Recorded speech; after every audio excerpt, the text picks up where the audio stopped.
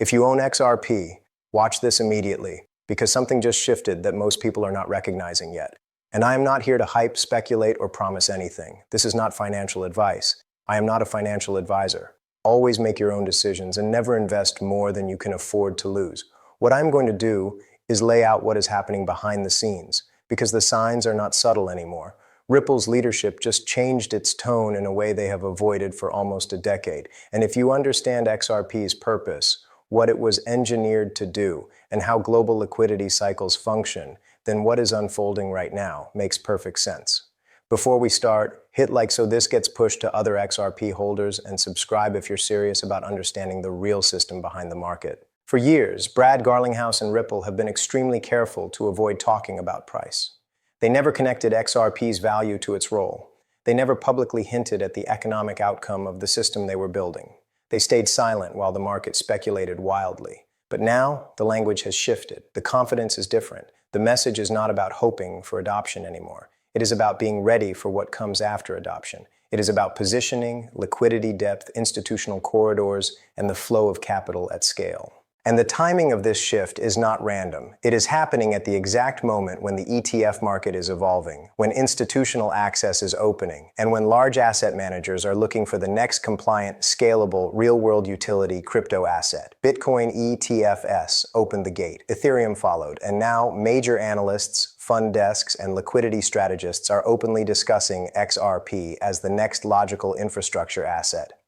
Not because of hype, but because XRP already has something the others do not: global payment corridors, regulatory clarity, and a decade of tested throughput in real settlement environments.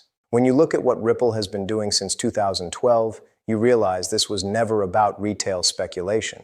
They built the corridors, they built the messaging rails, they integrated with central banks, payment networks, and fintech clearing layers. They solved the liquidity bottleneck that SWIFT never could. They positioned XRP not as a trading token, but as a neutral settlement instrument between currencies, banking systems, and tokenized assets. And that is why this moment feels different, because the infrastructure is already there. The rails are live. The corridors are real. And now, for the first time, the institutional liquidity mechanisms are lining up behind them. The conversation around ETFs is not about price movement. It is about access. It is about regulated capital entering the XRP ecosystem. When a Bitcoin ETF launched, billions did not come in because people suddenly believed in Bitcoin. They came in because institutions were given a legal pathway to allocate. The moment XRP receives the equivalent structure, even in indirect form through managed fund exposure or basket ETFs, it will not be retail that initiates the move. It will be pension funds. It will be sovereign funds. It will be liquidity managers who are responsible for balancing settlement flows across international markets. And that is where the repricing argument becomes real. XRP does not need hype to move. It needs volume. And volume does not come from influencers or tweets or news cycles. It comes from the settlement of value across borders in real time at scale. That is what XRP was designed for. When institutional volume enters a system where the circulating liquid supply has been decreasing for years, the result is not a gradual climb. It is a repricing event. And here is what most people are not seeing. XRP supply is already quietly migrating off of exchanges and into private liquidity hubs. The float that is available to the public is shrinking. The rails that require XRP are expanding. The liquidity corridors are deepening, and the regulatory path is clearing. This is why Ripple's tone has shifted, because they are no longer waiting for adoption. They are preparing for activation. They know the market structure is about to change. They know what happens when institutional capital meets a constrained liquid float. They know that once ETFs, liquidity hubs, and global settlement systems converge, the market will not ask permission. It will simply move. And while the majority of the crypto world is distracted, arguing about meme coins, influencer narratives, and price targets that have no model behind them, XRP's roadmap is unfolding exactly the way it was designed. Quietly, methodically, strategically, because that is how you build the backbone of the next global financial system, not with hype, but with architecture. So if you own XRP, understand this: you are not holding a bet. You are holding a position in a system that was engineered for a world that is forming right now. The flip is not about emotion. It is about liquidity math. And when the liquidity math resolves, price follows. Not slowly, not gradually, but all at once. Now let's go deeper into how that activation actually happens, because this is the part almost nobody in retail understands. Everyone keeps thinking price movement is about charts, TA patterns, or influencer predictions. But XRP was never designed to move like a speculative asset. Its price is not driven by hype cycles. Its price is driven by liquidity demand. Liquidity demand is not emotional. It is mathematical. And once the system needs more liquidity than the existing supply can provide at the current price, the market does one thing. It reprices the asset upward to unlock more liquidity. That means XRP does not have to replace global money. It only needs to facilitate the movement of it. And when you are moving billions and trillions across corridors, the asset at the center needs deep liquidity. Here's where Ripple's strategy becomes genius. Instead of trying to replace banks, they integrated with the bank's internal systems. Instead of fighting the old rails, they built a parallel rail that can connect to them. Instead of trying to force mass retail adoption, they focused on institutional corridors where volume is measured in billions, not tweets. And it worked, quietly. While people argued on Twitter, Ripple built infrastructure that reaches into core settlement layers through API integration, ISO standard messaging compatibility, and liquidity routing engines that can automatically select the most efficient settlement path. And when a system is given a choice between slow, expensive settlement and fast, nearly free settlement, the system will choose efficiency. Not because it likes XRP, but because that's simply how optimization works. And once that selection starts happening at scale, XRP stops behaving like a speculative token and starts behaving like an instrument of throughput.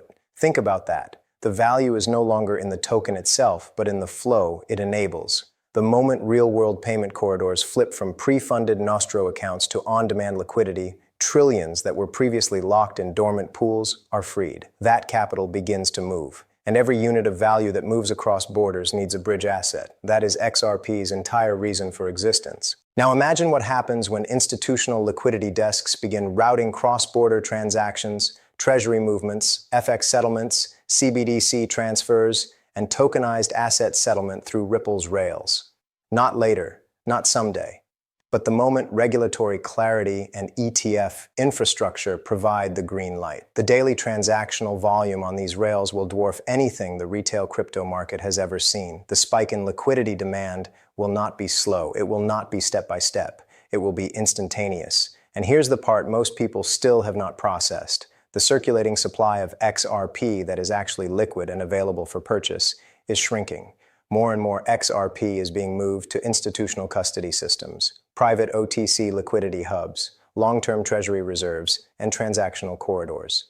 That means the float is thin, and thin float plus institutional liquidity demand equals repricing, not hype, not narrative, math. That is why the price move is sudden. That is why it catches everyone off guard. That is why charts look flat and then vertical, because the system is not waiting for retail to believe. The system is waiting for activation, and activation happens the moment institutional liquidity pathways become fully regulatory cleared and switched online.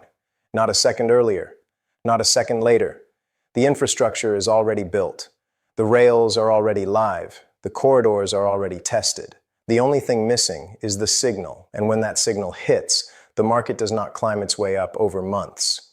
It resets, it reprices, it reflects its utility. So here it is, the signal.